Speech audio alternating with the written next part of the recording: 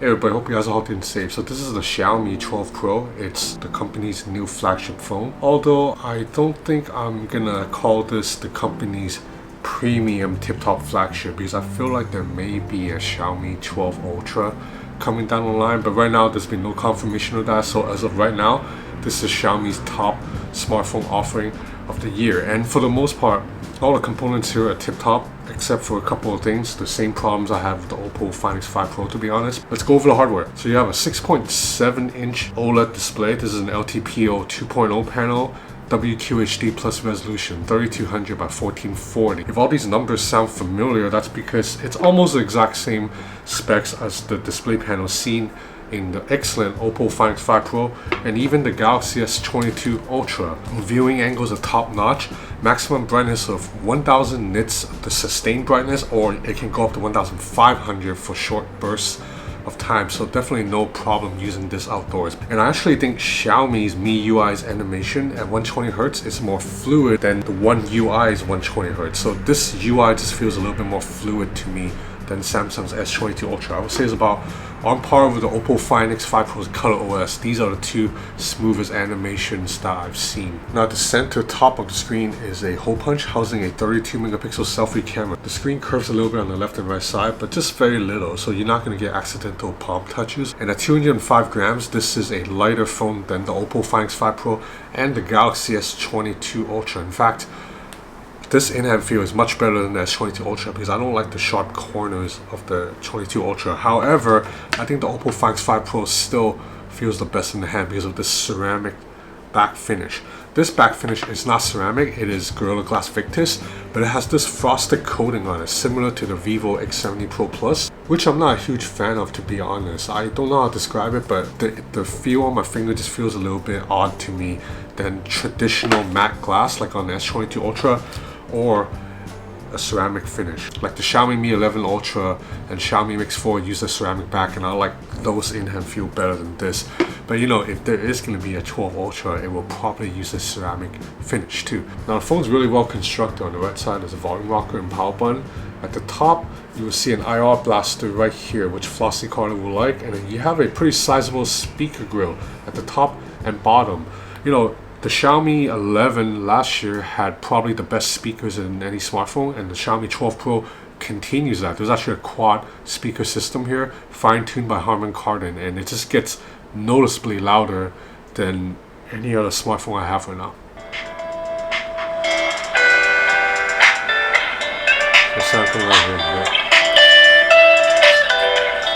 The phone measures 8.16 millimeters in thickness. It's a little bit thicker than last year's phone, but it houses a larger 4,600 mAh battery.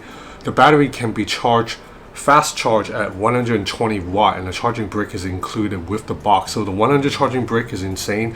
It will top up this phone from 0 to 100 in 24 minutes. But more importantly, it's not about the 0 to 100 speed. It's about if you need to step out for dinner in 20 minutes and your phone's at 15% battery life, just plug it in for 10 minutes and you will have enough battery life for the rest of the night. You'll be back up to like 50-60%. Now there is no official IP water rating for this phone. However, the SIM tray has a rubber coated seal, so I feel like this phone, kind of like the OnePlus 7 Pro, like it's not officially IP rated, but it should be able to survive a dunk in the water. So inside is a Snapdragon 8 Gen 1 with 12 gigs of RAM and 256 gigs of internal storage. All the memory configurations are top notch, like LPDDR5, UFS 3.1. There's Bluetooth 5.2 in here, and it supports Wi-Fi 6E. So all the latest connectivity and components are in here, and I've had no performance issues over my days of using this phone, except the phone can run a little bit hot when you're gaming, which is disappointing because Xiaomi advertises a liquid cooling system in here, but it doesn't really work that well. It gets quite hot when you're gaming, but not an issue. And you know, that S22 Ultra gets pretty hot too. They get about equally hot in my opinion. Now I'll get to the cameras pretty soon, but I want to go over software really quick. So this phone runs MIUI 13 over Android 12, and MIUI, it's a pretty clean and colorful interface. Is pretty whimsical. However, I'm not a fan of the settings panel. It's quite confusing compared to most other Android phones. For example, if I want to change the gestures, because all the boxes actually uses navigation buttons, which is terrible. So you want to switch to gestures, you have to jump into this part called full screen display. But full screen display, it's not inside the display section. It's a completely separate panel from the main display panel. So anytime I set up a new Xiaomi phone and I try to do the gestures, it always takes me like an extra 20 seconds of digging around the settings just to find that section. Now, like I said, the animation overall, it's very fluid to my eye. It feels more fluid than One UI. And all the shortcut gestures that I like, most of them are here. For example, you can double tap to turn on the screen, and you can double tap to turn off when you're on the lock screen. However, once you're inside the phone, double tapping doesn't do anything, so that's a little bit annoying. You can also open apps in split screen multitasking or floating window. However, to go into floating window, it's kind of complicated. You have to swipe up and hold, long press, and then tap on this icon just to go into floating window. So it's like a 3-step process. Now, Color OS on the Oppo Find X5 Pro, meanwhile, has much more intuitive gestures. You just swipe up and hold, and then it will go into floating window mode. This is just a lot more natural to me. Okay, now let's talk camera. So the camera module consists of a triple camera setup, and all 3 of these are 50 megapixels. So that is pretty cool, because I'm a fan of having sensors that are closer in quality in terms of pixel and ideally image sensor size. Unfortunately, that's not the case here. The main camera has a much larger image sensor. This is a Sony IMX707 sensor, and the other 2 sensors here are the Samsung sensors for the ultra wide and telephoto. And the telephoto lens is only a 2x zoom, so no periscope zoom lens, and this is where I'm disappointed. It's like the Oppo Find X5 Pro. You know, I've just gotten so used to periscope zoom lens on the S22 Ultra on Huawei devices that now when I jump back to a 2x telephoto, it just looks a little bit weak. However, silver lining is that while Oppo is pricing the Find X5 Pro at premium tip-top pricing, this thing's like $1,400 US.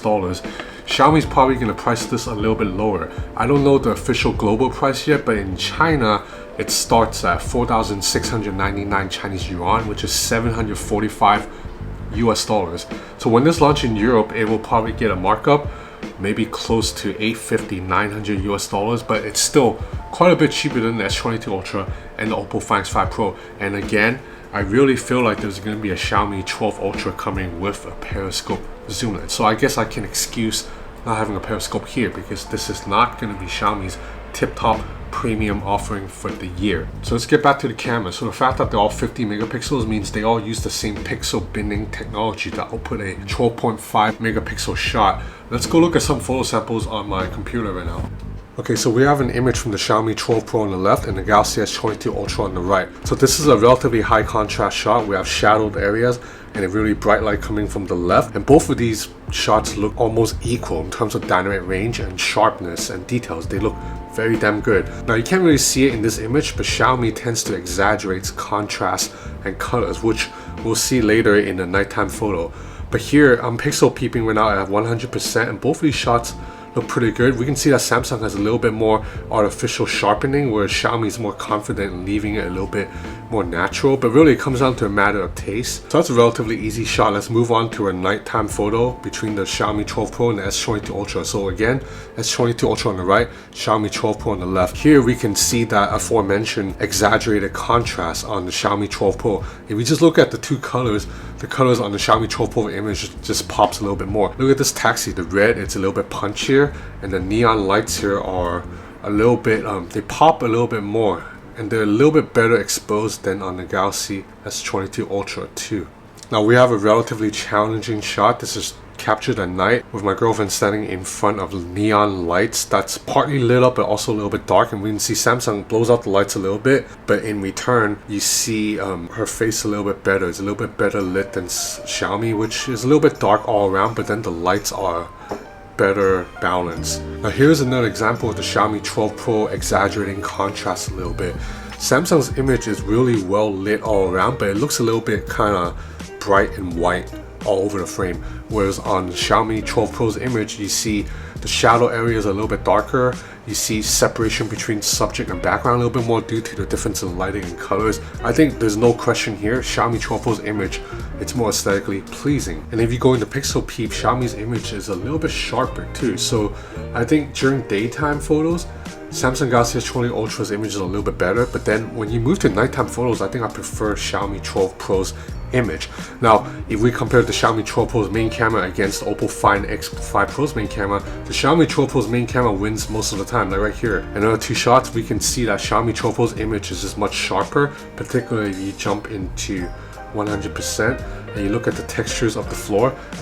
It's still visible on the Xiaomi 12 Pro, whereas on the Oppo Find X5 Pro it's very blurry. And then you look at this billboard of Zendaya, she's also sharper here with more details. You can actually see her bag. But then if you move back to the ultra-wide camera, then the Oppo Find X5 Pro really takes the lead. The Xiaomi 12 Pro's ultra-wide is really good for what it is. But we can see that the neon lights on the left side's a little bit blown out. You can see that the textures of the wall are a lot more detailed and sharper than the Xiaomi 12 Pro's ultra-wide image. But other than the ultra-wide, I think the Xiaomi 12 Pro's cameras is a little bit better all around. If you look at this portrait shot here, the Xiaomi 12 Pro's portrait is just more natural looking and also significantly sharper and better colors too compared to the Oppo Find X5 Pro's portrait. Now if we look at zoom lens, I already gave away that 2x telephoto zoom lens just doesn't cut it for me in 2022.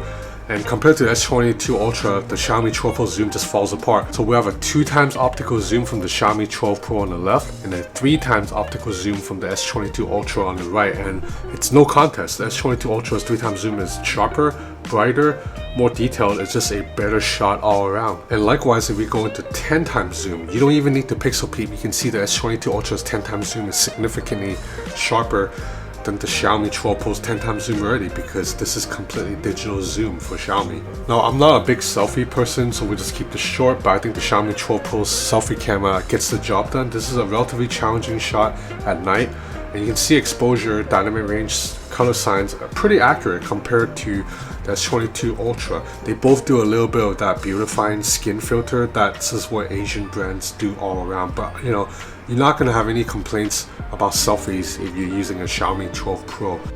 Now moving on to video recording, we can see that the Xiaomi 12 Pro's footage keeps up very nicely against the S22 Ultra.